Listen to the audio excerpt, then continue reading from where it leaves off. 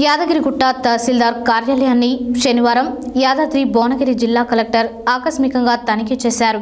అనంతరం నాయబ్ తహసీల్దార్ సిబ్బందితో సమీక్ష నిర్వహించారు. ఈ సందర్భంగా కార్యాలయంలో సిబ్బంది వివరాలు అడిగి తెలుసుకున్నారు. ఈ సందర్భంగా కలెక్టర్ మాట్లాడారు. యాదగిరిగుట్ట తహసీల్దార్ కార్యాలయాన్ని శనివారం యాదాద్రి భువనగిరి జిల్లా కలెక్టర్ ఆకస్మికంగా తనిఖీ చేశారు. అనంతరం నాయబ్ తహసీల్దార్ సిబ్బందితో సమీక్ష నిర్వహించారు. ఈ సందర్భంగా కార్యాలయంలో సిబ్బంది వివరాలు అడిగి తెలుసుకున్నారు. ఈ సందర్భంగా కలెక్టర్ మాట్లాడుతూ ధరణిలో తప్పుడు రిపోర్టు పంపిస్తే చర్యలు తీసుకుంటామని హెచ్చరించారు. సమయపాలన పాటించని అధికారులకు ఆదేశాలు జారీ చేశారు. తహసీల్దార్ కార్యాలయంలో పరిసరాలు శుభ్రంగా ఉంచుకోవాలని సూచించారు. రిజిస్ట్రేషన్కి వచ్చిన రైతులతో మాట్లాడి సమస్యలను అడిగి తెలుసుకున్నారు. మండల సర్వేయర్ వద్ద సర్వే కోసం ఉన్న అప్లికేషన్లను త్వరగా పూర్తి చేయాలని ఆదేశించారు. యాదాద్రి భువనగిరి జిల్లా కలెక్టర్ హనుమంతరావు. 10వ తరగతి పరీక్షలు జిల్లాలో ప్రశాంతంగా జరుగుతున్నాయి. విద్యార్థులు మంచి ధైర్యంగా ఆత్మవిశ్వాసంతో పరీక్షలు రాస్తున్నారు. అన్ని ఏర్పాట్లు కూడా వసతులు సౌకర్యాలు అన్ని కూడా చేయడం జరిగింది. ప్రతి సెంటర్ దగ్గర ఎమర్జెన్సీ కింద మెడికల్ కిట్కు సంబంధించినటువంటి తోటి సెంటర్స్ కూడా పెట్టడం జరిగింది. అదేవిధంగా పోలీస్ బందోబస్తు కూడా మన డీసీపీ గారి హయాంలో పకడ్బందీగా జరుగుతుంది. సో ఇది పూర్తి స్థాయిలో ప్రశాంతంగా జరగడానికి అధికారులందరితో కూడా ప్రతిరోజు జూమ్ కాన్ఫరెన్స్ సాయంత్రం నిర్వహిస్తున్నాం. ఎటువంటి పొరపాట్లకి అదేవిధంగా దేనికి కూడా తప్పిదాలకు తావివ్వకుండా పకడ్బందీగా జరగడానికి అన్ని చర్యలు తీసుకుంటున్నాం. లేకపోతే రెవెన్యూ పరంగా కూడా ఇప్పుడే దృష్టి సారించాం.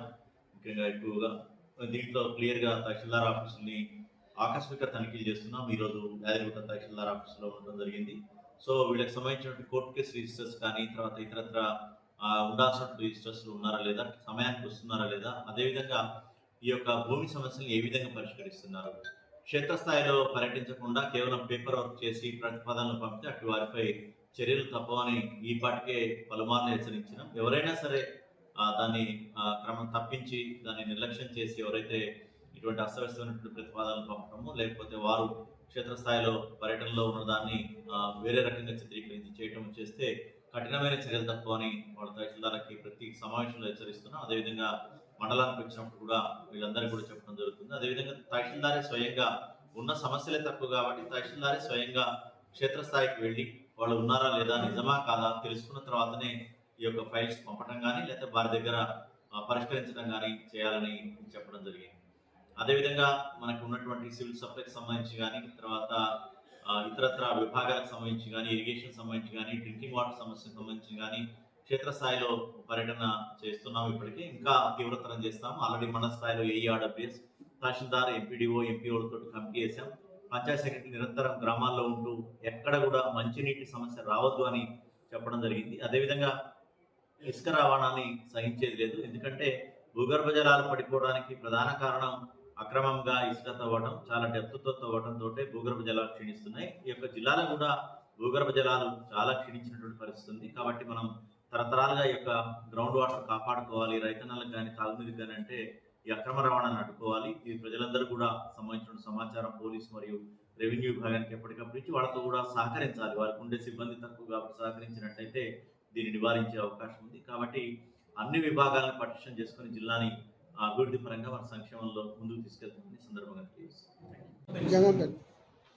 మన ప్రజావాణిలో మొన్న జరిగినటువంటి ప్రజావాణిలో జంగంపల్లికి సంబంధించినటువంటి రైతులు చాలా మంది నా దగ్గర రావడం జరిగింది.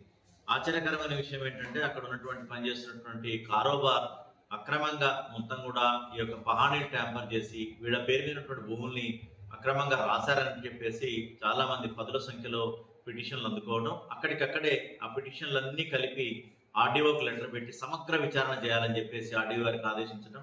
ఆర్డీఓ గారు కూడా తక్షణమే ఆయన రంగంలో దిగి ప్రాథమికంగా కొంత సమాచారం సేకరించారు. ఇంకా సమాచారాన్ని సేకరించి చర్యలు నాకు సబ్మిట్ చేయాలని చర్యలు తీసుకోవడం జరుగుతుంది. ఇటువంటి చర్యల్ని క్షమించేది లేదు.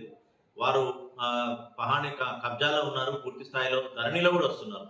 ఇక్కడ విచిత్రం ఏంటంటే పహాణీలలో మార్చుకున్నారు. సో ఆందోళన పడాల్సిన అవసరం లేనప్పటికీ ఈ పహాణీలలో కూడా ఎట్లా మారుతుంది, ఏం జరుగుతుంది, అసలు ఈ రికార్డ్ అసిస్టెంట్స్ అనే వాళ్ళు ఫుల్ ప్రూఫ్గా ఎవరిని రానేయకుండా ఆ యొక్క రికార్డ్ రూమ్ని పదిలంగా ఉంటున్నారా లేదా, ఇవన్నీ కూడా కట్టుదిట్టమైన చర్యలకి జిల్లా ఇచ్చినటువంటి తహసీల్దార్లందరికీ కూడా ఆదేశాలు ఇస్తాం.